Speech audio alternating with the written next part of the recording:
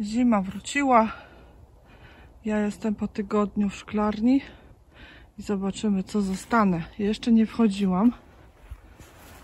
Otwieramy.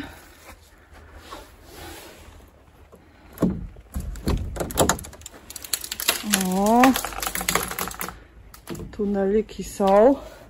Tu już zapas obornika na grządki. Ale wiecie co, tu jest fajnie, cieplutko. Teraz zaparowana, ponieważ zamknięta jest, nie? A tutaj była ziemia podlana. No i zobaczymy, jak temperaturka. No zobaczcie. Tu jest 7 stopni, a przy ziemi prawie 0. A jest na minusie w tej chwili. No ale patrzcie, rzutkiewka troszkę spowolniła, ale zobaczcie, wschodzi druga. Tutaj druga wschodzi. Wszystko przeżyło. Sałaty stanęły, ale w miejscu. Ale zobaczcie tu. Tutaj zeszedł mi szpinak i to w tych dniach teraz, co te mrozy są. I tutaj to samo. Rewelacja. No, cebulka właśnie ładnie wychodzi. Także popatrzcie, w styczniu uprawiam w szklarni. No, także popatrzcie, szpinak spokojnie w takich niskich temperaturach sobie kiełkuje i rośnie. Tylko poczuł wilgoć i troszeczkę ciepełka. Cebulka też ładnie już tutaj wychodzi na szczypiorek.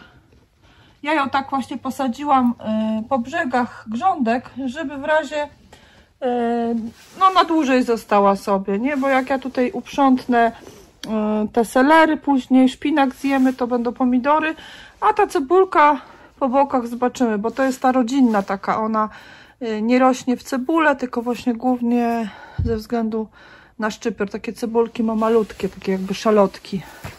No, ale fajnie, wszystko tutaj już zwiastuje wiosnę na dobre. Sałaty tak no, zatrzymały troszkę swój rozwój, ale widać, że no, nie zgniły. Ukorzenione są. No, także patrzcie, super. Cieszę się bardzo, bo teraz jak tylko jakieś takie przyjdą dni, wiecie, wystarczy, że nawet jak słoneczne są dni, to tu w szklarni się bardzo ciepło robi. Dzisiaj jest pochmurno i tak nie ma za dużo tutaj temperatury, ale jest cieplej niż na zewnątrz. Tutaj jeszcze zasiałam koperek, ale on jeszcze nie wschodzi. No nic dziwnego, jakoś nie oczekiwałam. Fajnie, że ta rzodkiewka, będziemy mieć pierwsze rzodkieweczki. A dzisiaj sobie też, wiecie, przyjechałam na działkę, bo chcę sobie przygotować już do wysiewu wielodoniczki i podłoże do wysiewu pora i cebuli. Kupiłam perlit ogrodniczy i jakąś taką ziemię. Ja wam powiem, że ja zwykłą ziemię kupuję uniwersalną w sklepie Biedronka Netto.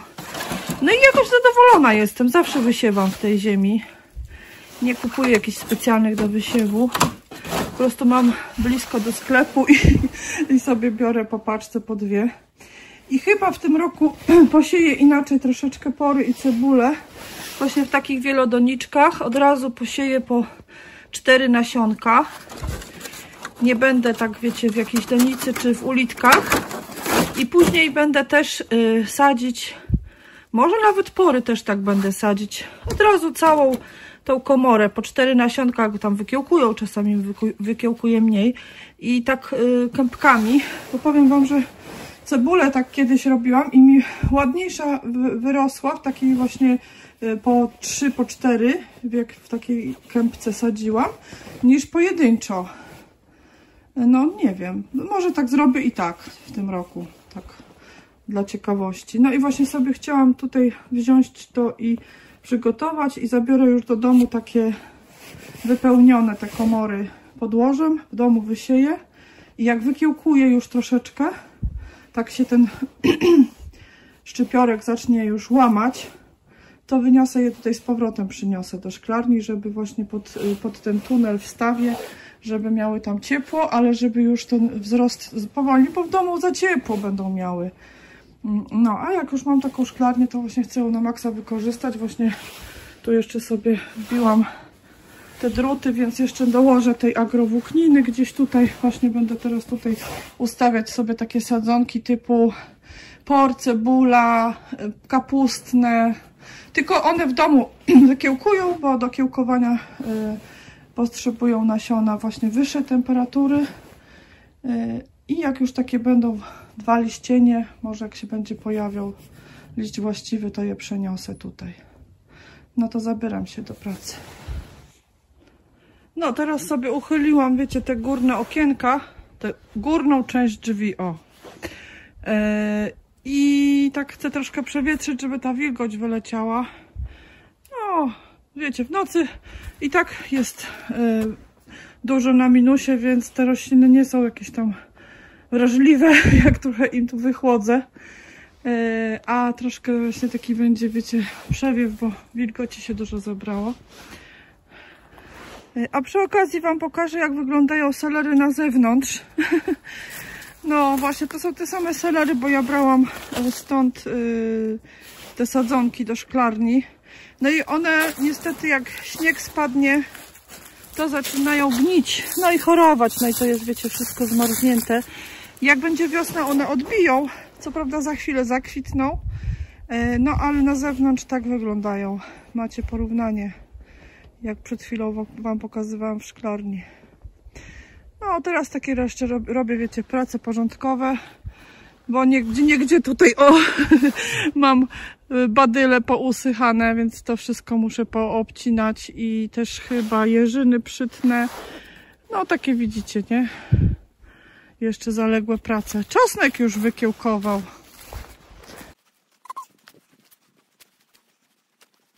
Słuchajcie, sadziłam czosnek niedawno, a już tutaj widziałam, się pojawił pierwszy czosnek.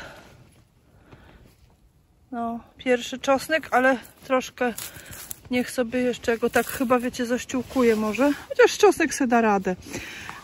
No, ale postawiłam, wiecie, tego ptaka plastikowego. Co prawda, ja wam powiem, ptaki się go nie boją, chyba że go, no jak zmieni miejsce jego, to tak jest przez parę dni, że nie siadają, a go postawiłam tutaj, bo wydziobywały mi sroki czosnek. One są takie ciekawskie, wiecie, one gdzieś tutaj zawsze buszują na tych drzewach i patrzą, co ja tu robię. Jak tylko odjeżdżam, to oczywiście muszą sprawdzić, co ja tam wsadziłam, co ja zrobiłam. No i miałam parę takich, wiecie, czosnków wydziobanych i tu gdzieś rzucone, bo one tego nie jedzą. Oczywiście wsadziłam z powrotem, ale już widziałam dzięki temu, że jest ukorzeniony, pokazywały mi. Także słuchajcie, pełna współpraca. No a tutaj już rośnie. No i tak postawiłam tą wronę, ale to wiecie, ja się śmieję, to jest taka maskotka nasza działkowa, bo dzieci tu przychodzą, znajomych, to bawią się nią. No, jak postawię w nowym miejscu, to mam wrażenie, że na parę dni działa, że te ptaki tak obserwują. Ale jak ona stoi gdzieś w jakimś długi czas, no to już widzą, że to jest po prostu śmieszny plastik. No, także powiem wam, taka ten. No, a tutaj ptaki są wszędzie wokół mnie, więc normalne, że tutaj zaglądają. Dobra, idę podłoże przygotowywać. No, a jeszcze wam pokażę, bo kupiłam znowu kastry i sobie je chcę postawić tak tutaj wzdłuż jeszcze szklarni, bo na wiosnę coś tam będę z nimi robić. Ale póki co niech mi wodę zbierają, bo co prawda dzisiaj jest zamarznięte. Ale to jak odwróż jest, to mi odmraża się ta woda i mam super wodę do podlewania, więc sobie jeszcze tutaj postawię. A tutaj kupiłam, no tutaj taka miarka sobie kupiłam, słuchajcie, w Kiku za 5 zł, bo to się przydaje, jak jakieś gnojówki się rozrabia. To wiecie, takie zakupy. A tu kupiłam sobie, wiecie, takie kosze To się nazywało koszy na bieliznę, na zabawki, na opał. Tylko chcę wam pokazać jeden, bo on jest taki, o widzicie, taki elastyczny. Taki elastyczny, fajny. On ma 42 litry. Nie ma tutaj, no ale na aukcji było 42. Ma fajne uchwyty. I ja chcę to przeznaczyć na donicę. I tu sobie, wiecie, na wiercę też dziurki przy dnie. No to tam mogę wam dać linka, gdzie to kupiłam. Bo fajny, to 16 zł chyba kosztował jeden. No a nie wygląda najgorzej, uważam. Zobaczcie. Nie wygląda najgorzej. Lepiej niż takie wiaderko z drucianym uchwytem. A czasami się chce właśnie jakąś roślinę posadzić. No to sobie właśnie wziąłam 4 takie, to wam tylko tak chciałam pokazać.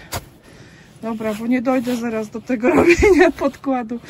No ale tak to jest, że wiecie, ja przyjeżdżam i tak to i tak jakoś mi ciężko się skupić na jednej rzeczy.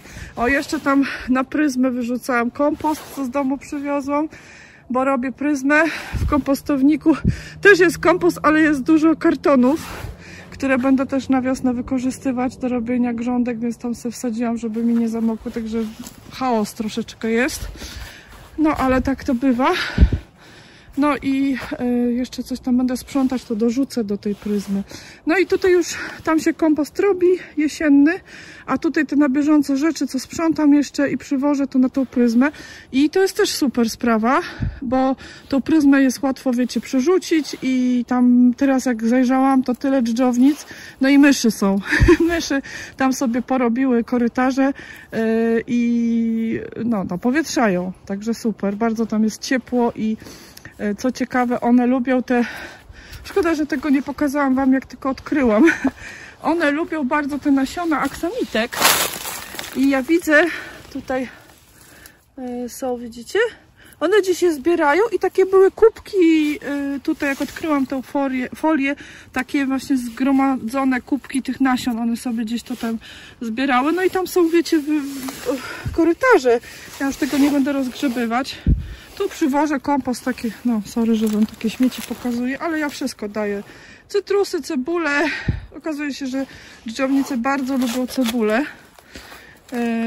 Bo jak taka zgnita jest, to po prostu ona je przyciąga jak magnes. Cytrusy to bardziej ze względu chyba na chemię, no ale nie ma ich za dużo. Takie, wiecie, są takie tylko drobne rzeczy.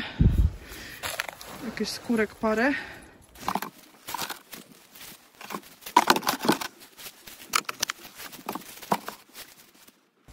Nie wzięłam statywu, to tak z ręki zrobię.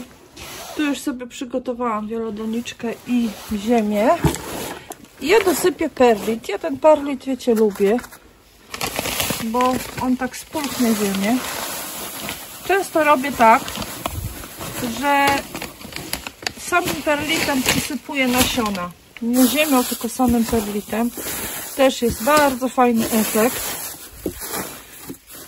Także no, perlit to jest taka zmielona skała wulkaniczna, to jest naturalne. No i teraz będę tutaj wkładać. I powiem wam, to jest właśnie fajne, że nie muszę tego w domu robić. Bardzo ułatwia to pracę. Tylko sobie właśnie, wiecie, gotowe przywożę do domu. No z pikowaniem to już będzie gorzej, bo pikować jakieś tam rośliny, pomidorki, no to już w domu będę, bo nie będę ich tu przywozić.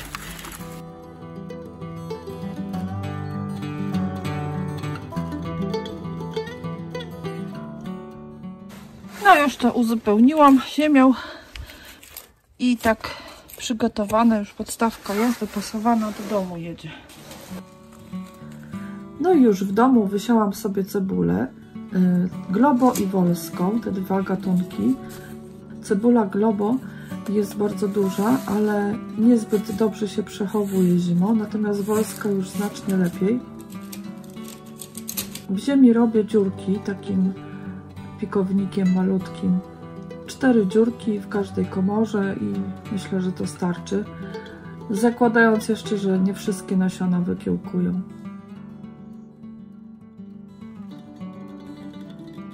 Teraz sieję cebulę wolską. Cebula wolska jest taka otoczkowana, więc łatwiej się to robi, lepiej jest widać też te pojedyncze ziarenka. No i później właśnie planuję posadzić już taką jedną komorę. Może parę spróbuję oddzielić cebulek, zobaczę, czy właśnie będą lepiej rosły samodzielnie, czy w takiej kępce. Później numeruję sobie te rzędy i w notesie notuję, jaka roślina jest zasiana pod jakim numerem. Podobnie robię właśnie z porami. Dwie odmiany por mam. Ten winter bardzo ładnie zimuje. Jeszcze wszystkie nasionka właśnie lekko przysypuję, uklepuję. Na koniec wszystko spryskuję i przykrywam folią spożywczą. To nie jest takie, wiecie, konieczne, ale taka folia to, wiecie, zabezpiecza dodatkowo przed utratą wilgoci.